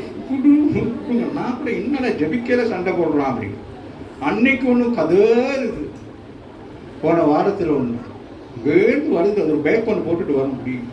அப்படி வந்துச்சு. வந்தோடனே அங்கிள் அப்படின்ச்சு, என்னம்மா அப்பா கிட்டேயோ அம்மா கிட்டேயோ காசு வாங்கி காணிக்க போடக்கூடாதுன்னு அழுதுட்டு ஆண்டவர்கிட்ட கேட்டேன். எனக்கு ஒரு ஆசை ஏதாச்சும் செய்யணும். அப்போ ஸ்கூலில் வந்து ஏதோ ஒரு ஃபங்க்ஷன் நடந்து அங்கே ஏதோ ஒரு சேல்ஸ் நடந்துச்சான். அதில் இந்த பிள்ளை சேல்ஸ்மேனாவோ ஏதோ பண்ணி அவளுக்கு ஒரு தசவ பாகத்தை கிரேசி தசவ பாகத்தை கொண்டுட்டு வந்து அழுகுறான். எனக்கு பயம், என்னடா அழுகுறா, தனியாக அழுது கிடக்குறான், அழுது காணிக்க போகிறோம். அவள் அவ்வளோ ஸோ ஹாப்பி, இது என்னுடைய பணம், நான் உழைத்து என்ன செஞ்சேன், ஆமாம், அந்த குருவெல்லாம் அன்றைக்கி கொடுக்குறா எனக்கு பயங்கரமாக மனசு உடைஞ்சு போயிடுச்சு. சின்ன பையன் எங்கள் வீட்டில் எண்ணில் கொண்டு வந்து காணிக்க கொடுக்குற நேரம் என்னடா அவன்கிட்ட அவங்களுக்கெல்லாம் கற்றுக் கொடுத்துருக்கேன், பிள்ளைகள்லாம் நீங்கள் கொடுக்கலாம் இருங்க அப்படி சொல்லிட்டு செய்யுங்க, எல்லோரும் நல்லா இருங்க எனக்கு ஆசை. அந்த பிள்ளை வந்து அவளுக்கு அவ்வளோ சந்தோஷம். அப்பாக்கிட்ட வாங்கி கொடுத்தாலும் நல்லா இருக்காது, அம்மாக்கிட்ட வாங்க இல்லை, அம்மா திட்டுவாங்க. அம்மாக்கிட்டையும் நான் என் சொந்த உழைப்புலேயே ஆண்டவருக்கு என்ன செய்யணும், ஒரு தசம் பார்த்து கொடுக்கணும்னு சொல்லி கரங்களை தட்டி தேவனை சொல்லிக்கணும். அது மாதிரி இந்த பிள்ளைங்க கொண்டு அப்படிதான் கொடுக்கணும். ஆமாம், அப்படி ஒருத்தர் கொடுப்பாங்க, ஆசையாக இருக்கும், சந்தோஷமாக இருக்கும். சின்ன பிள்ளைலாம் கொடுக்குற நேரம் ஒரு ஆச்சரியமாக இருக்கும். சரியா? அதனால வாசிக்கிறோம், வாசிங்க. ஆகையால் வாக்குத்தத்தம் பண்ணப்பட்டிருக்கிற உங்கள் தான தர்மமானது லோபத்தனமாய் கொடுக்கப்பட்டதா இராமல் உதாரணத்துவமாய் கொடுக்கப்பட்டதா இருக்கும்படியாக அதை ஆயத்தப்படுத்துகிறதற்கு சகோதரரை ஏவி உங்களிடத்துக்கு முன்னதாக அனுப்புவது எனக்கு அவசியம் என்று காணப்பட்டது. பின்னும் நான் சொல்லுகிறது என்னவெனில், சிறுக விதைக்கிறவன் சிறுக அறுப்பான், பெருக விதைக்கிறவன் பெருக அறுப்பான். கொரிந்தியர் ஜனங்கள் பெரிய பணக்காரர்கள், ஆனா சபைக்கு வந்து அவங்களுக்கு என்ன செய்யறதுன்னு தெரியல. அப்ப சபைக்கு இதெல்லாம் கற்றுக் கொடுக்கணும், ஆசீர்வாதத்துக்குரிய வழின்னு சொல்லிட்டு நீ ஆசீர்வாதமா இருப்பா, அதெல்லாம் அதுக்கு நீ என்ன செய்யணும், விதைத்தாதான் அறுக்க முடியும். அப்ப அது சொல்றாரு, நீங்க என்ன செய்றீங்க, விதைக்கணும். அப்பதான் என்ன நடக்கும், கொண்டு போயிட்டு என்னத்தை எங்க விதைக்கணும், சரியான இடத்துல விதைத்தா சரியான ஆசீர்வாதம் கிடைக்கும். ஆமா, கல்லு மண்ணோட எடுத்து போய் விதைக்க கூடாது, சரியான இடத்துல வாசிங்க. சொல்ற அவன் விசனமாவும் அல்ல, இந்த வந்து விசனமா. இப்பொழுது ஒரு பாடலை ஜெமிமா பாடுவார்கள், நீங்க எல்லாம் காணிக்கை கொடுங்கள் அப்படின்னா இந்த பிள்ளை வந்து பாட்டு பாடுற நேரம் நான் ஒரு காணிக்கை பற்றி எடுத்துக்கிட்டு ஹேனி போகக்கூடாது, போடுங்க போடுங்க போடுங்க அப்படியே இப்படி அந்த பேச அப்போ விற்பாங்க. சில பேருக்கு பேச சிப்பனா பிஞ்சு போயிடும், அதுக்குலேருந்து ₹1 எடுத்துக்கிட்டு அவளும் கண்ணை மூடிக்கிடுவாங்க, அதையும் காவி போடுவாங்க. எனக்கு அந்த காசு சொன்னது பிறகு நான் ஜென்டில்மேன் அப்படிக்கா ஊழியங்களுக்கெல்லாம் போனால் காசு இப்படி பார்ப்பாங்க, இல்லை அப்படி. அப்போ நான் நினைக்கிறது இவர்கள் இன்னும் எப்படி இருக்கிறாங்க, ஆண்டவருக்கு மக நீ இப்படி மூடி வச்சிருந்தா அவருக்கு தெரியாது ₹5 வச்சிருக்கேன்னு, அதை காட்டுங்க ஆண்டவரே. அந்த ஸ்திரீ கையில் எடுத்துக்கொண்டு போட்டு இயேசு பார்த்து கொண்டே இருக்கிற ஐஸ்வர்யவான்கெல்லாம் எண்ணில் கூட போட்டு கொண்டு போய் கொடுக்குறாங்க. ரிஜெக்ட் எவ்ரிதிங், பட் இவருடைய காணிக்கை இரத்தமாக இருக்கிறது. அடுத்த நாளுக்கு அவளுக்கு உணவுக்கு ஒண்ணுமே இல்லை, என் ஆண்டவர் போஷிப்பார், மீன்களைப் போல, ஆமே பறவைகளைப் போல. அவருக்கு ஒரு நம்பிக்கை, இதை நான் ஆண்டவர் கொடுத்துட்டேனா, ஆண்டவர் எனக்கு என்ன செய்வாரு. அதுதானே எலியாவின் நாட்களில் நடந்தது. அந்த ஸ்திரீ அவர் சொல்றாரு, என்னது அம்மா போறீங்களா, எக்ஸஸ் மீ போன என்ன செய்யுங்க, ஒரு சின்ன அடவன் செஞ்சு கொடுங்க, அடையாவது குறையாவது போ அப்படின்னு சொல்லலை, போய் குளிச்சுட்டு வாப்பா, மேலெல்லாம் நாருது. அம்மா வீடு அப்படி தான் போயிருப்பார், தலையெல்லாம் பப்பரையாட்டம் வச்சுக்கிட்டு. அவர் ஒரு திருக்க சேவை தெரிஞ்சிருக்காரு. ஆனால் அந்த அம்மா வார்த்தையின்படியே ஒரு சின்ன அடை 3.5 வருஷம் அந்த வீட்டில் அடைப்படலை. சொல்லுங்க, பொருளாதாரம் அடைப்படவில்லை, கிச்சன் அடைப்படவில்லை. கிச்சனில் இருக்கிற என்னது அரிசி மாவு, அது என்னது பாத்திரங்கள் அடைப்படவில்லை. அது என்னது பொங்கி வருது, அடக்கி வைக்க முடியாது. அரிசி அப்படி அடைச்சி வைக்கிறீங்க, அது மேலே வருது. யோசிச்சு பாருங்களேன், அவன் பெரிய வீடாக கட்டியிருப்பான், பெரிய இதாக வச்சிருந்துப்பான். 3.5 வருஷத்துக்கு சாப்பிட்றதுக்கு நீங்களாம் என்ன சாப்பிட்றீங்க தெரியல. 1 வருஷத்துக்கு எத்தனை மூணு அரிசி?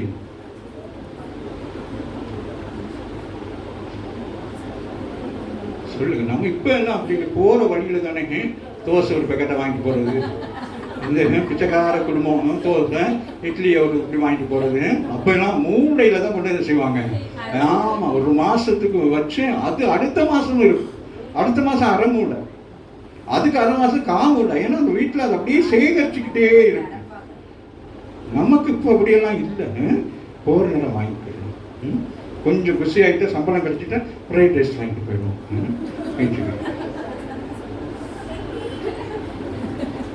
ஐயா இந்த நேரம் ரோட்லேயே தான் வீட்டிலேயே ஆனால் அவரு ரோட்லேயே தான் திடீராரு போல இருக்கு. சரி வாசிங்க, நம்ம முடிச்சுட்டேன். சொல்றாரு, யாரும் व्यसனப்படக்கூடாது. சொல்லுங்க. கட்டாயமும் அல்ல, வாங்க வந்து கொடுங்கல்ல. தன் மனதிலே நியமிக்கப்பட்டபடி கொடுக்கணும், அதுதான் மிக முக்கியம். ₹5 கொடுக்கணும்னா என்ன செஞ்சிடணும், இப்படி தடையை பார்க்கணும். ₹2 வருது, ₹5 வரவே மாட்டேங்குது. பேக்க பிச்சு $5 எடுத்து போட்டுரும். வாசிங்க. கொடுக்கிறவனிடத்தில் ஆ. தேவன் பிரியமாயிருக்கிறார். உங்கள்கிட்ட எப்படி இருக்கிறார் ஆண்டவர்? சொல்லுங்க, எத்தனை பேர் சொல்ல முடியும் இன்னைக்கு ஆண்டவர் பிரியமா இருக்கிறார்? ஆமா இல்லையா? சொல்லுங்களே, சொல்ல மாட்டேன், சொல்லுங்களே, சொல்லுங்க. பிரியமா இருக்கிறார். பிரியாங்கிறீங்க, பிரியமா இருக்கிறான்னு சொல்லுங்க. மேலும் நீங்கள் எல்லாவற்றிலும் எப்பொழுதும் சம்பூர்ணம் உடையவர்களாயும் சகலவித நற்கிரியைகளிலும் பெருகுகிறவர்களாயும் இருக்கும்படியாக தேவன் உங்களிடத்தில் சகலவித கிருபையையும் பெருக செய்ய வல்லவராய் இருக்கிறார். சொல்லுகிறார். நீங்க எனக்கு காணிக்க கொடுக்காதீங்க. பாஸ்டருக்கு பவுலுக்கு என்ன சொல்றாரு? என்னைய பார்த்துக்கிட்டு வாரம் பேக்கறதுக்கு வரேன் அப்புறம் யோசிக்கிறீங்களோ? ஐயா வீட்டுக்கூட்ட இட்லி தோசை இடியாப்பம் வாங்க இல்லை. ஆமாம், நீங்கள் யாருக்கு? ஆண்டவருக்கு செய்யணும். அதுதான் சொல்கிறாரு. அவனவன் விசனமாகல என்னை பார்த்தோன்னு, ஐயோ இந்த பாஸ்டர் பேக்கறதுக்கு வாடாருன்னு அவருக்கு மாதம் கொடுக்கணும். ஒரு மாதம் 500, மொத்த மாதம் போன நேரம் மட்டும் 500 கொடுக்கணும்.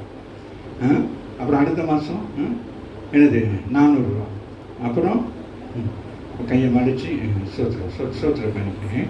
ஒரு பாசப்படி திறந்து பார்த்தாரா 2 ரூபா இருந்துச்சு. அந்த அழுகிறான். நான் சொன்னேன், எதுக்காக ஏன் போகிறீங்க, விடுங்க. நம்ம ஆண்டவர் எவ்வளோ நல்ல ஆசை. மேலும் நீங்கள் எப்பொழுதும் சொல்லுங்க. இதுதான் அறிக்கை செய்யுங்க. வாய்களை திறந்து வாயை ஒட்டிக்கிறது, பல்லு வலி மாதிரி ஒரே வச்சுக்கிறதா சத்தம் போடணும். இதெல்லாம் சத்தம் போட்டு சொல்ல பிசாசு உங்களை கடன்ல வச்சு நெருக்கிக்கிட்டு இருக்கிற, கழுத்தை போட்டு மிதிச்சுக்கிட்டு இருக்கவெல்லாம் அதெல்லாம் ஒரு பொண்ணாத ஆவிகள். இதுக்கெல்லாம் என்ன செய்யும்? தலை தெரிச்சு ஓடும். ஆமா இல்லையா? சொல்லுங்க. எப்பொழுதும் மேலும் நீங்கள் எல்லாவற்றிலும் எல்லாவற்றிலும் எப்படி இருக்கணும்? கவலை திறந்தா கலரா ட்ரெஸ் இருக்கணும். ஆமா இல்லையா? கிச்சன்ல போயிட்டு ஃப்ரிட்ஜை திறந்தா 10 நாள் முன்னால வச்சு கோழி குழம்புல கோழி தலை மட்டும் இருக்கும். அப்படியா? ஃப்ரெஷ். ஆமாம், சில பேர் சொல்லி எத்தனை வீட்டுகளில் இந்த 4 நாள் 5 நாளைக்கு வச்சுட்டு வியாதி போட்டு கிடக்காங்க. அதுதான் உங்களுக்கு வியாதி. பழசம் மீன் பழசுனா 1 நாள் 5 நாளைக்கு செஞ்சு சாப்பிட்டீங்கன்னா வாந்தி எடுத்துக்கிட்டு கொண்டு இருக்க. புரியுதா? எல்லாத்துக்கும் ஒரு லிமிட். டக்குன்னு அது என்ன உண்டாயிரும்? உங்களோட பேசுனா பிரசங்கம் பண்றேன்னு தெரியல. வாசிங்க. நீங்க சொல்லுங்க. நாங்கள் எல்லாவற்றிலும் எப்பொழுதும் எப்போ போய் கேட்டாலும் என்னது? எப்போ இல்லைன்னு சொல்லவே கூடாது. இல்லைங்கன்னா உங்க வாயில நீங்களே அடிக்கணும். பல்லு விழுந்தாலும் பரவாயில்ல, உங்க வாயில நீங்க என்ன இல்லை பேய் அப்படித்தான் சொல்லணும். இல்லைன்னு சொல்லுங்க. என்னதுக்கு என்ன? எந்த நாளைக்கு வந்தாலும் என்ன செய்யணும்? கொடுக்கிறவர்களாக இருக்கிறோம். அப்பதான் மேலும் நீங்க எல்லாவற்றிலும் எப்பொழுதும் சம்பூரணமா, பூரணம் அல்ல, சம்பூரணமாயும் சகலவித நற்கிரியைகளிலும் பெருகுகிறவர்களாகும்படியாக. அது என்ன சொல்றாருன்னா, அப்ப உங்களுக்கு என்னது சாப்பாடு வந்தால் சாப்பாடு கொடுக்குறீங்க, மற்றவங்க என்னது காசு வேணா காசு, அப்படி என்ன கேட்குறதுனா என்னது கொடுக்குற அளவுக்கு ஆண்டவர் 2-3 வச்சிருக்கிறார். அப்போ நீங்கள் என்ன செய்றீங்க? அதுதான் ஆவிக்குரிய ஆசீர்வாதம். இஸ்ரவேல் ஜனங்கள் ஏன் அவ்வளோ ஆசிரமமாக இருக்கிறாங்க? ஏன் அமெரிக்கன்ஸ் எல்லாம் அவ்வளோ பெரிய வல்லரசு நாடாக இருக்குன்னு கேட்டால் அவர்கள் கொடுக்கிறவர்கள். ஆமா இல்லையா? அவங்களுக்கு டவுனர்லேயே என்ன எழுதியிருக்குமா? டவுனரில் ரீனா என்ன எழுதியிருக்கும் உங்களுக்கு தெரியும்? என்னம்மா? என்ன? Trust in God. பாருங்க, நம்ம தேவன்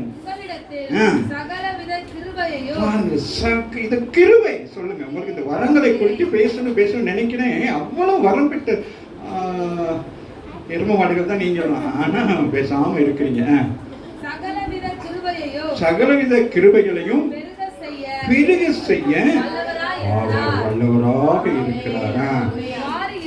வாரி வீசினா, ஏழைகளுக்கு தூக்கி வீசினா, அவருடைய நீதி என்றென்றைக்கும் நிற்கும் என்று எழுதி இருக்கிறபடியாக விதைக்கிறவனுக்கு விதையையும் சொல்றேன், விதைக்கிறவனுக்கு புசிக்கிறதற்கு ஆகாரத்தையும் அளிக்கிறவர் உங்களுக்கு விதையை அளித்து அதை பெருக பண்ணி உங்கள் நீதி விளைச்சலை வர்த்திக்க செய்வார். எப்படி அழகாக எழுதுகிறாங்க. விதைக்கிறவனுக்கு விதையையும் புசிக்கிறவனுக்கு ஆகாரத்தை அளிக்கிறவன் உங்களுக்கு விதையை அளித்து அதை பெருக செய்கிறார். இப்போ விதையை வாங்கி என்ன செய்யணும்? அப்படியே வச்சுக்கணும், பேக்கில் போட்டு வச்சுக்கணும். வெயில் அடிக்குது அப்படின்னு என்ன செய்யணும்? விதைக்க வேண்டும். ஆமாவே இல்லை. அப்போ விதைக்க சொல்றாங்களே, நிழல் என்னது, கிணறு கூட என்ன செய்யணும்? இறக்க என்ன செய்யும்? அதுபோல என்ன செய்ய வேண்டும்? உங்களோட வாழ்க்கை எப்படி இருக்கணும்? கொடுக்க என்னது, கைகள் எப்படி இருக்கணும்? சிவந்த கரங்களா இருக்க வேண்டும். சொல்லுங்க யாரு? அதை யார் சொன்னது? Very good. பாருங்க, அப்படி அவர் விசுவாசத்தை சொல்லுங்க. அப்புறம் ஒரு 10 ரூபாய் கொடுத்துட்டு கையில இந்த என்னது, அது என்ன பூசுறது, மருதாணியை பூசிக்கிற கூடாது. முடிச்சுட்டேன். வாசிங்க. என்னமா? விதைக்கிறவனுக்கு விதையும் ஆகாரத்தையும் அளிக்கிறவர் உங்களுக்கு விதையை அளித்து அதை பெருக பண்ணி உங்கள் நீதியின் விளைச்சலை வர்த்திக்க செய்வார். உங்கள் விளைச்சலை அல்ல, நீதியின் விளைச்சல். நீங்க செய்த எல்லா நன்மைகளையும் நீதிங்கிற லிஸ்ட்ல போட்டு உங்களுக்கு பெருக செய்யறாங்க. நீங்க கொஞ்சம் கொடுக்குறீங்க, ஆனால் ஆண்டவர் உங்களுக்கு பெருக செய்யறாங்க. தேவனுக்கு எங்களால் ஸ்தோத்திரம் உண்டாவதற்கு ஏதுவா இருக்கும். மிகுந்த உதாரண குணத்திலே நீங்கள் எவ்விதத்திலும் சம்பூர்ணம் உள்ளவர்கள் ஆவீர்கள். எல்லாத்துலயும் நீங்க எப்படி இருக்கணும்? சாப்பாட்டுல என்ன செய்யணும்? திருப்தியா சாப்பிடணும். ட்ரெஸ் வாங்கினா அழுகக்கூடாது. எனக்கு இது வேணும், ஈஸ்டருக்கு இது வேணும், அப்படி இருக்கக்கூடாது. என்ன செய்யணும்? என்ன செய்யணும்? ஒன்னே சொல்லி ஒன்னே பார்த்துட்டு சிரிக்கிறான். எப்படியெல்லாம் திடுக்கிறது வருது. சரி, வாசிங்கடா. தேவனுக்கு எங்களால் ஸ்தோத்திரம் உண்டாவதற்கு ஏதுவா இருக்கும். பாருங்க, அந்த நம்ம ஸ்தோத்திரம் சொல்றதுக்கு ஏது இருக்கணும். சும்மா ஸ்தோத்திரம் 2 நாள் காய்ச்சல் ஸ்தோத்திரம், அதுக்கா சோதனை. சில பாசமார்கிட்ட பேசையில் எல்லாத்துக்கும் அது ஏன் சொல்றாங்கன்னே தெரியாது. பாசம் 2 நாள் காப்பியோ சோத்துரும், இடுப்பு வலி சோத்துரும். இங்க சொல்லுது, தேவனுக்கு எங்களால் சோத்திரம் உண்டாக வேண்டும். உங்கள் வாழ்க்கையில ஒவ்வொரு நாளும் என்ன செய்ய வேண்டும்? நாமே என்னது என்னது சொல்லுங்களேன். What is the meaning? என்னது உங்களுக்கு என்ன குறைவில்லாம இருக்கு, புரியுதா? அப்ப நீங்க என்ன செய்றீங்க? அரிசி எடுக்கல, சோத்திரம் பண்ணி எடுக்கிறீங்க. எத்தனையோ பேருக்கு சாப்பாடு இல்லாம இருக்கிற உங்க வீட்டுல என்னது, என்ன அரிசி இருக்கு? அது என்ன ஒரு அரிசியில் சமைச்சிடுவாங்க. என்ன அரிசி? என்னவா? கருப்பு கவுனி. அதுதான் அந்த காலத்துல சாப்பிட்டு இருக்கிறாங்க. இப்ப வெள்ளையால அரைச்சி போட்டு அதுதான். அப்ப நீங்கெல்லாம் யாரு? ராஜாக்களும் ஆசாரியர்களுமா இருக்கீங்க. ஆமா, நான் சாப்பிடுறது வாசிங்க. தேவனுக்கு எங்களால் ஸ்தோத்திரம் உண்டாவதற்கு அப்ப சொல்றாரு என்னது, நீங்க செய்கிற காரியங்களை எண்ணி நாங்கள் என்ன செய்யறோம்?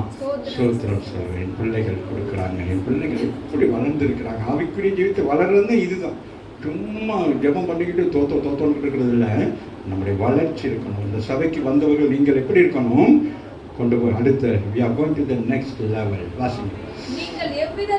நீங்க எவ்விதத்திலும் சம்பூரணம் உள்ளவர்கள் ஆவீர்கள். எல்லாவற்றையும் செய். என்ன சார் நீங்க கைட்டு செய்த எல்லாவற்றையும் வாய்க்கு பண்ணுவார். என்ன செஞ்சாலும் தோசை விட்டாலும், மத்த தோசை விட்டானா அவனுக்கு என்னது 500 ரூபாய் கிடைச்சா உங்களுக்கு 2000 ரூபாய் கிடைக்கும். அப்ப நீங்க அதை விரும்பி செய்யணும். அதுக்காக தண்ணியை ஊற்றி தோசைன்னு சொல்லி கொடுக்க கூடாது. எல்லாத்தையும் அதை நீதியின் சொல்றாரு, நீதியின் விளைச்சலை. அப்ப நீங்க செய்யறது எப்படி இருக்கணும்? பண்டமாட்டங்கள் இருக்கக்கூடாது. சமைச்சு சாப்பாடு கொடுத்தீங்கன்னா அந்த சாப்பாடு எப்படி இருக்கணும்? அதுல கலப்படம் இருக்கக்கூடாது. எந்த ஒரு வியாபாரம் பண்ணாலும் என்ன செய்யக்கூடாது? கலப்படம் இருந்தால் தேவன் அதை வெறுக்கிறார், அதை ஆசீர்வதிக்க மாட்டார். ஆமா இல்லை, கலப்படத்துக்கு ஆசீர்வதினால்தான் அப்புறம் எல்லாமே கலப்படம் ஆகிடுமே. அதனால நமக்கு என்னது எல்லாம் பியூர். அது என்ன ஒரு சங்கீதத்தில் ஒரு வசனம் ஒன்று இருக்குமே, என்னது? கண்மலையின் தேனினாலும்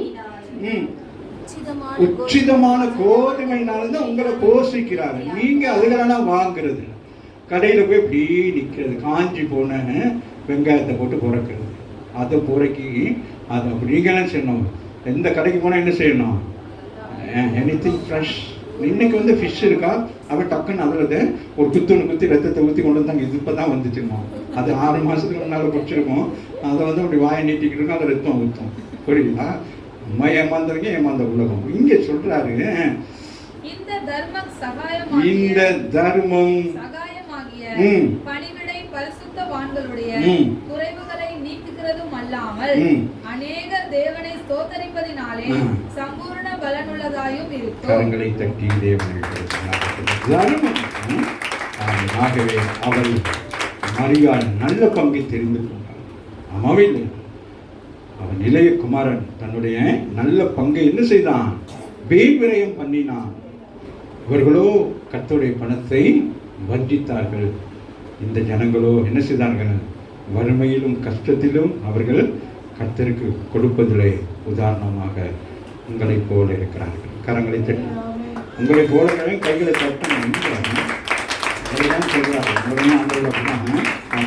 விருந்து ஒரு சில வரிகளை பாடித்து நம்ம அப்படியே ஜெபத்துக்கு போய்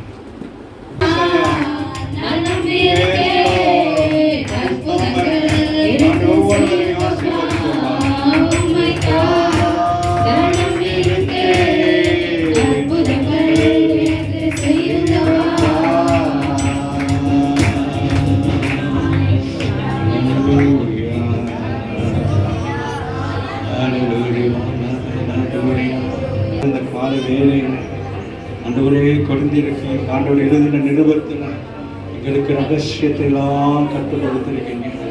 இன்றைக்கு அந்த ரகசியத்தை எங்களுக்கு வெளிப்படுத்திருக்கிறபடினா வரும் காலங்களிலே ஆண்டவரே கர்த்தாவே சபையார்கள் ஆண்டவரே அந்த ஆசீர்வாதத்தின் பிள்ளைகளாக இப்பொழுது இருப்பதை பார்க்கிறோம். ஆண்டவர் ஒவ்வொருவரும் ஆண்டவரை நமக்கு உகந்த காரியங்களை செய்து நமக்கு சாட்சியாக இருக்கும்படியாக ஒவ்வொருவரும் நமக்கு சாட்சியாக ஆண்டவர் நமக்கு சாட்சிகளாக ஆமாண்டவர் நமக்கு சாட்சிகளாக இருக்கின்ற ஆமை மக்கதோனியா நாட்டு சபைக்கே போல சாட்சிகளாக ஆமாண்டவரே எங்களுடைய வறுமைகள் கஷ்டங்கள் எல்லாவற்றையும் கர்த்தர் இந்த வருஷத்திலே மாற்றுவார்.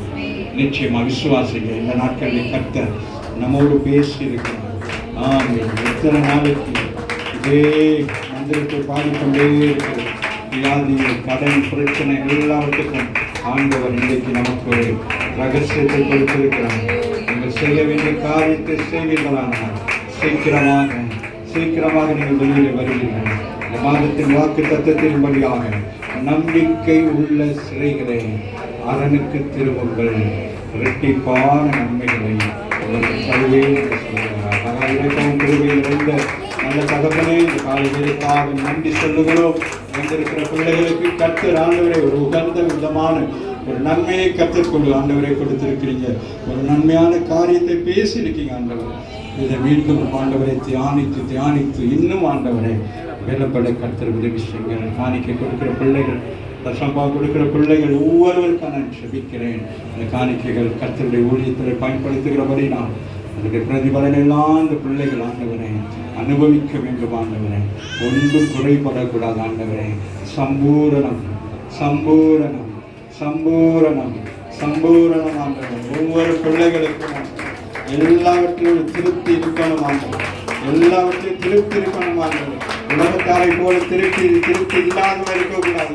இது எனக்கு போதும், எனக்கு இது சம்பூரணம், என் வாழ்க்கையை கர்த்தர் ஆசீர்வதித்திருக்கிறார் என்று சொல்லி நீங்கள் உங்கள் கொடுத்திருக்கிறதை திருப்தி ஆகிற பொழுது கர்த்தர் இன்னும் அதிகமாய் உங்களை ஆசீர்வதித்து நான் கர்த்தர் என்று உங்களை நிறைவேற்றுகிறவராக இருக்கிறேன். நீங்கள் உங்களுக்கு இருக்கிறதை திருப்திப்படுங்க. மக்கதோனியா ஜனங்கள் திருப்திப்பட்டு தங்களுக்கு மாத்திரமல்ல ஊழியர்களுக்கும் கொடுக்க முற்பட்டபடி நான் தேவனவர்களை ஆமை உதாரணத்துமாய் வேதத்தில் எழுதியிருக்கிறான். நிச்சயமாய் அவர்கள் ஜீவ புஸ்தகத்தில் எழுதப்பட்டவர்களாக இருப்பார்கள். இந்த காலவெளியில் ஒவ்வொரு பிள்ளைகளுக்காக ஜெபிக்கிறேன். சிறு பிள்ளைகள், வாழ்வு பிள்ளைகள், சகோதர சகோதரிகள், தாய்மார்கள் எல்லாரையும் ஒப்பு கொடுக்கிறேன். என் தேவன் ஒவ்வொருவரையும் ஆசீர்வதிக்கும். நாட்களிலே வருகிற இந்த பொல்லாத வியாதிகளை இயேசுவின் நாமத்தினாலே நான் கனிந்து அப்புறப்படுத்துகிறேன். வியாதி உள்ளவர்கள் இப்பொழுதே இயேசு என்னை சுகமாக்குறேன்னு சொல்லி விசுவாசிங்க. ஆண்டவருடைய வல்லமை உங்களுக்குள்ளாக இறங்கட்டும். ஒவ்வொருவரையும் தொடுங்க தகப்பனை. தொட்டுள்ளபடி நான் ஜெபிக்கிறோம். பிள்ளைகளை எக்ஸாம் எடுக்கிற எல்லா பிள்ளைகளுக்காக ஜெபிக்கிறோம். விசேஷ கிருபை ஞானத்தை கொடுக்கும்படி நாங்கள் ஜெபிக்கிறோம் ஆண்டவரே. அதுபோல என்னென்ன தேவைகளோடு கூட ஆண்டவரை முன்னித்து கொண்டிருக்கிறார்களோ, இதை சொல்ல மாட்டாரா என்று சொல்லி நினைச்சு கொண்டிருக்கிறீங்களா? கர்த்தர் அறிந்திருக்கிறார். உன் வாயின் வார்த்தைகள் அறிந்திருக்கிறான். உன் நாவிலே சொல் பிரபாதத்துக்கு முன் அதை அறிந்திருக்கிறேன். உன் சகோதரிக்கு ஆண்டவர் சுகத்தை கொடுத்திருக்கிறான். பிரச்சனைகளுக்கு முடிவு வருகிறது. நீ காத்திருந்தது நல்லது என்று சொல்லும்படியாக என் தேவன் தாமே எல்லாவற்றுக்கும் முடிவு உண்டு. நிச்சயமாக முடிவு உண்டு. உன் நம்பிக்கை வீண் போகாது என்று சொல்லுகிறேன். என்ன தேவையோ மனதில் வைத்து அழுத்திக் கொண்டிருக்கிறீங்க. சொல்லுங்க ஆண்டவருக்கு, சொல்லுங்க. நான் முடிக்கிறேன். எனக்கு தெரியல, நீங்கள் ஆண்டவருக்கு சொல்லுங்க. இந்த பர்பஸ் எனக்கு ஆண்டவரை என்ன நடக்கும், இல்லை நான் ஜெயம் எடுத்துருவேன், நான் இதுக்கு எனக்கு கிடைச்சிடுமா, எதை குறித்து யோசிச்சுக்கிட்டு இருக்கீங்க? சொல்லுங்க, சொல்லுங்க ஆண்டவருக்கு. ஆண்டவரே, நான் உனக்கு என்ன செய்ய வேண்டும் என்று கேட்கறதுக்கு முன்பதாகவே அவன் ஆயத்தம் பண்ணியிருந்தான். ஆண்டவரே, நான் பார்வையடைய வேண்டும், நான் பார்வையடைய வேண்டும், நான் பார்வையடைய வேண்டும். இந்த காலையில் நீங்கள் பார்வையடைய வேண்டும். நீங்கள் ஒவ்வொருவரும் பார்வையடைய வேண்டும். இந்த வேத வசனங்களை உறுதியாய் பற்றி கொண்டு நீங்கள் இந்த வசனத்தின்படி நடக்கிற பொழுது கர்த்தர் உங்களை வெளிச்சமாக வைப்பார். அநேகருக்கு வெளிச்சமாக வைப்பார். நீங்கள் இருக்கிற வீடு அது வீடாக இருக்காது, ஒரு மாளிகையாக இருக்கும். உன்னுடைய வீடு அது உனக்கு ஒரு மாளிகையாக இருக்கும். விசுவாசிங்க. ஆண்டவர் நீ தங்கி தாபரிக்க உனக்கு ஆண்டவர் தாமி கொடுக்கிற வீடுகள் உனக்கு ஆசீர்வாதமாக இருக்கும். விசுவாசிங்க. நம்ம ஆண்டவரை குறித்து சந்தேகப்படாதீங்க. சில சந்தேகப்படுறீங்க. ஒருவேளை என்னை பார்த்து சந்தேகப்படலாம். வாசு சொல்ல நடக்குமா? நடக்கும். அது நடக்கும். கர்த்தர் அதை செய்வார்.